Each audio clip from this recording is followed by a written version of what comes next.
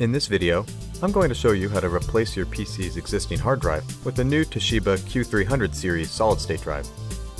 First, let's review the contents of the package. Your box should contain both the solid-state drive and a spacer. Before we begin, you should back up your important data. Even if you plan on migrating everything from your original drive to your Q300 series SSD, it's still a good idea to back up important data. If you're migrating your data, you'll need to use a bridge cable like this one. This will allow you to connect the SSD to your computer while your original hard drive is still in use. Data migration software came free with your Q300 series SSD.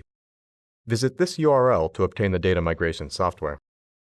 Download the migration software and install it by double-clicking on the download. Now connect your new drive with the bridge cable. Next, run the migration software and simply follow the prompts. Once the migration is complete, you're ready to install the new drive.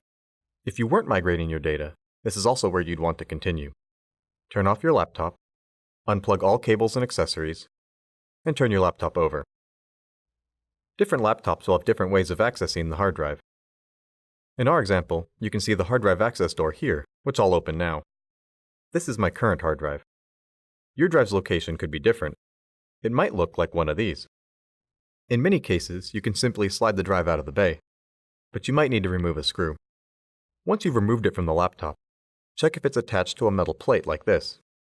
If it is, remove the plate and attach it to your new Q300 series SSD. Now connect the SSD just like the hard drive was previously.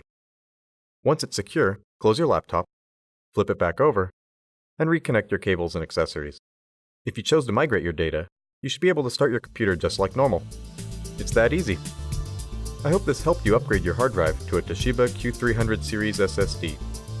For more information, visit support.toshiba.com.